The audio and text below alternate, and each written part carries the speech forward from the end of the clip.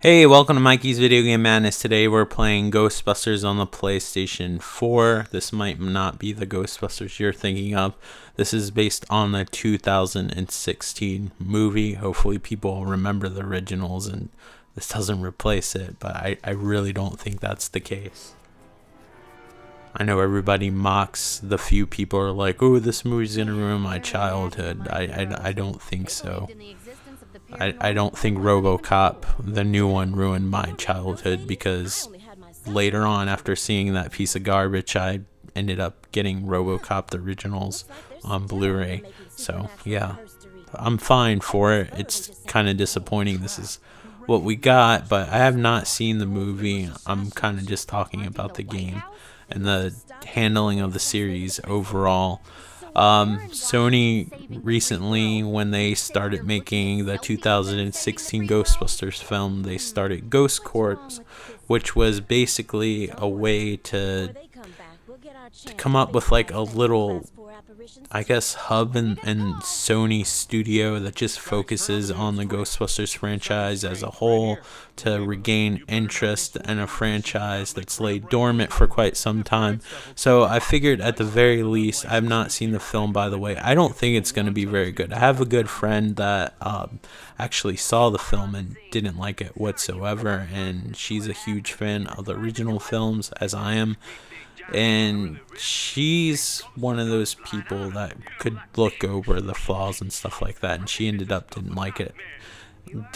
She ended up not liking it. I kind of trust her opinion, and after seeing the trailers, I was like, I'll wait till it goes on video. Once it goes on video, I'll maybe rent the movie and then judge from there. If I end up liking the movie, then I'll end up buying it and then giving Sony money. But I don't want to give Sony false hope. Just like with this game, I rented it. I paid the red box like $3.19 to rent it for a day. And let me tell you, after playing this game, I wanted to take it back the same day I rented it. This game isn't necessarily a terrible game as it functions. It's just so uneventful, lazy, and boring, and Activision should be ashamed of themselves for asking for $50 for this fucking game.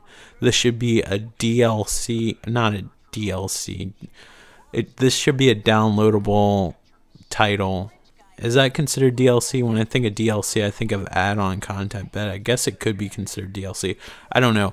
Even at $10, I would debate on this unless I was like a major collector or something like that. Like, we got 2009 Ghostbusters. There was Ghostbusters on the Xbox 360 and PlayStation 3 and PC, which was amazing. There was a special version on the Wii. The Wii is the better one. I have not played it on PlayStation 2. PS2 version is a port of the Wii game. That game was fantastic, and it was great because it told the same story as the 7th gen consoles, but it had its own take in art style and stuff like that, and its own gameplay mechanics. And there was lines from the characters that were used in the Wii version that weren't used in the Xbox 360 and the PS3 version, and vice versa. It was just a great experience. And you know what? A lot of people think the DS version is kind of shit because that was more of a strategy game. Kind of reminded me a little bit of XCOM, like the overhead one, this real-time strategy version. And that one was actually pretty fun too. And that one you actually could drive the Ecto 1A. And I still like the original Ghostbusters on the Commodore 64, which the NES was a port of. That was actually one of the first NES games I ever got, was the port of the Commodore 64 Ghostbusters game.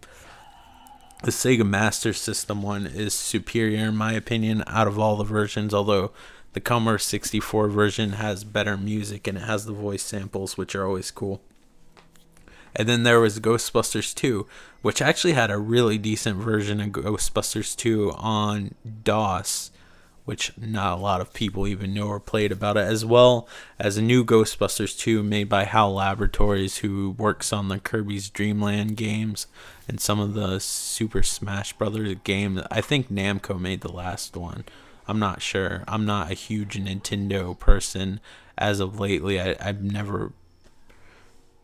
I don't even think I've ever played a game on the Wii U before. I've messed with the controller and stuff just to see what it felt like, but I don't think I've ever played it. Lately, as far as Nintendo goes, I've been more of a 3DS person, and I don't buy games on the 3DS like I do on the PlayStation 3. But anyway, after the 2009 Ghostbusters, we got another game called Sanctum of Slime, which was an overhead game that shares a lot of similarities based on this.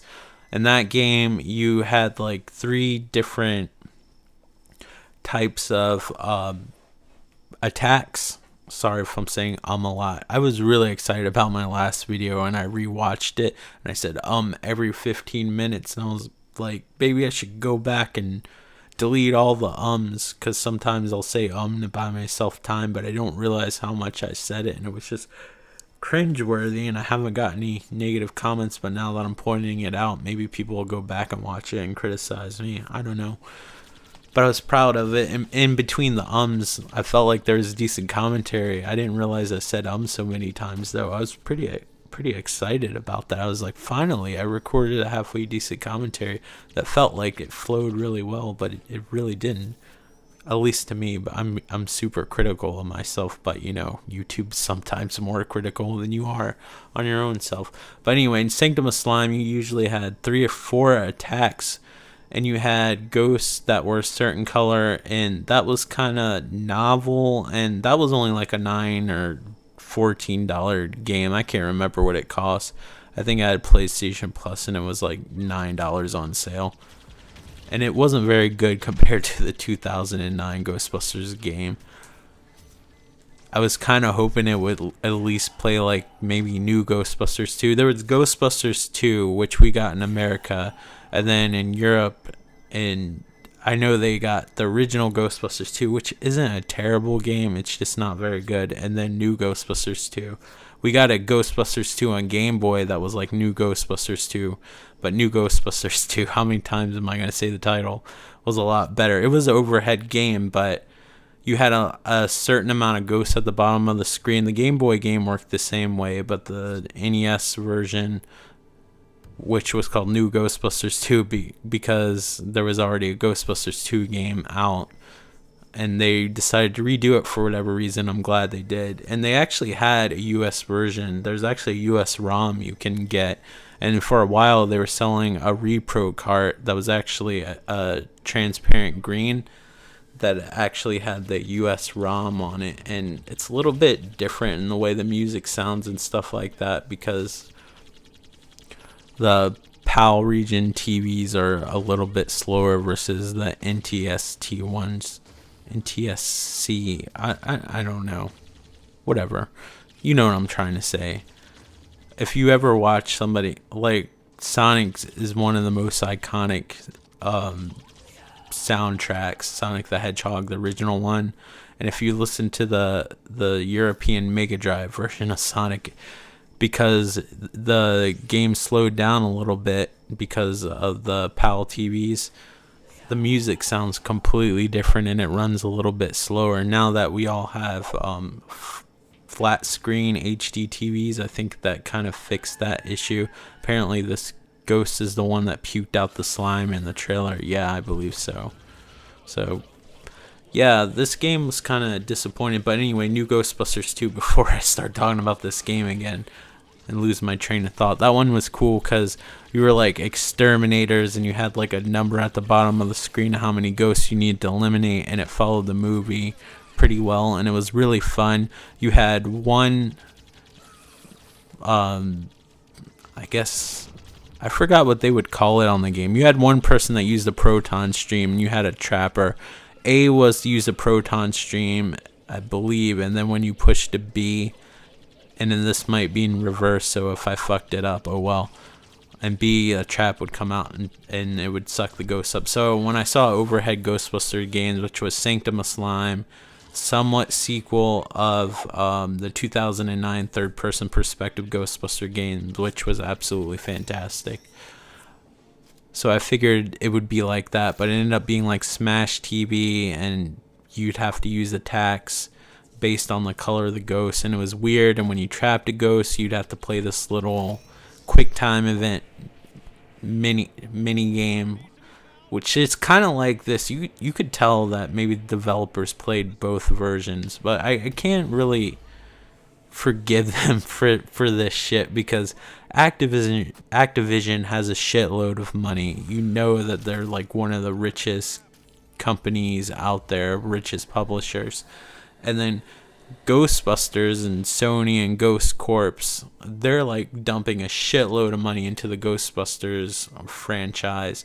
They're not only releasing merchandise based on the new movies, but they're releasing merchandise based on the classic movies, and they plan on releasing more movies in the future. I don't know how well that's going to go now, because the movie was kind of a flop, the one that just came out.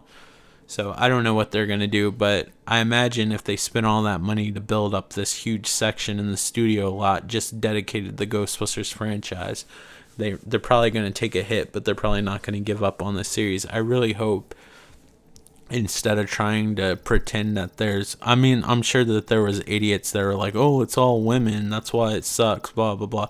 I'm sure there was idiots on the internet, but they took the time to listen to some of the fans with legitimate criticism. They could come up with a decent movie. I think one of the biggest problems with the new movie is that they decided to reboot the series instead of following up. You could have had like a soft reboot where it was like they had to hire Ghostbusters because whoever was left in the new Ghostbusters was older, and maybe they had to... I'm not going to try to come up with my own fan fiction, but I'm just throwing out a weird scenario. Maybe somebody had to watch over the containment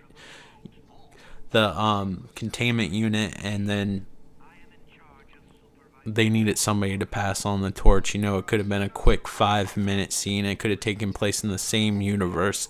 Could have visited the same areas. I would love to see like the River of Slime and other areas revisited. Like, wouldn't it be cool if they like kept tabs on it? But anyway, no matter how bad the movie was, I was hoping at least we would get a good Ghostbusters video game, and this is what we got. I was like, I wouldn't care if it was a cast I didn't even know or was familiar with. Maybe we'd get a follow-up or a game similar to the 2009 Ghostbusters video game. We got this. The levels are super repetitive. It's like the developers created 4 unique tiles for every single location, and there's not even that many locations. You see there's 1, 2, 3, 4, 5, 6 locations. That's it. They look exactly the same throughout the whole level. There might be one little landmark. It's like the developers created 4 tiles for each location and just made a maze. You will not be able to tell the difference between where you are. Everything in the game looks exactly alike. The graphics are nice and cartoony and vibrant. It functions as a game. As a game, it doesn't function, or it's not broken in any way. That's the problem. Like, for instance, a game like Homefront, like Homefront 2. I couldn't even think of the name. I was going to say Homefront the Fallen Man, but that's Resistance. It's kind of like the same idea of a small guerrilla group like going against a big army. My brain's all over the place today. But Homefront the Revolution, I really didn't care for that game when it first came out, but I knew if they patched it, it would be a fairly decent game. And now that they've patched it, I've actually quite enjoyed Homefront the Revolution. I ended up getting it at a discounted price, and I really enjoy it. I plan on doing a follow-up video. I kind of wanted to wait to one of the next major patches before I covered it, but that's a great game. The problem with a game like this is, since it's not technically broken, what can they do to patch it up, to fix it? They can't do anything. I know with Homefront, if they fix the frame rate and the little glitches and stuff like that, they could have had a decent game. It looked like it played fairly decent on the PC, because the problem with the low frame rate on Homefront is that you couldn't really fight back all that well. But in this game, it functions. I mean, maybe they can make the character run a little bit faster, but that's one of the things that you level up at the end of the level. So what do? You can't do anything. This game is always going to be boring no matter what they try to do to it. In order to make this game better, they basically have to make a sequel. And why would you want to make a sequel of this? If Activision was smart, they'd forget this game never happened. They couldn't even freaking get anybody from the movie or anything. And you know what? I could forgive the repetitive level design if they actually made it like Smash TB, where it was constant action all the time. You know what? All the levels on Smash TB look exactly alike. There might be a different color palette or a palette swap or anything like that. There's not a lot of enemy types. I'm being generous here. There's probably 20 different enemy types, but really 10, because honestly, there's 2 types of enemies and it's just a palette swap, one stronger than the other. There's not a lot of even enemy types in this shit. You know, you see skulls, and like skulls might be a different color later on. And then there's a leveling up system. There's not a lot to do, and Activision wants fucking $50 for this bitch. I'm so happy that I only paid $3 for this. I'm a huge Ghostbusters fan. This is coming from somebody that probably would look over the flaws. Like I said, I played the Sanctum of Slime. Most people don't think that's a very good game. And you know what? I still enjoyed it for what it was, because it was Ghostbusters and I like the concept. But Smash TV, that worked because it was action all the time. This PKA shit right here, this slows the game down and lets you remember how boring it is. And I never even died once playing through this game. It's fucking ridiculous. There's plenty of better games out there that cost the same amount that you could spend your money on. I really hope that Activision gets their shit together. At the very least, make a game based on the excellent IDW comic book, which I think is great, which actually is a sequel to the 2009 Ghostbusters, the video game. But anyway, forget this game exists. Pretend it was trapped and put in the containment unit. Sorry to end my video on a cheesy note. I'm not trying to be overly negative. This just isn't a good game. If you want to try it out and come up with your own conclusion, I encourage it. But that's just my personal opinion. I don't think this is good, and I'm trying to save you the heartache of buyer's remorse. If you want to know what buyer's remorse is, feel free and get this game. Thank you guys so much for watching, and take care. Bye. If you want to, like, comment, and subscribe. Thanks for watching.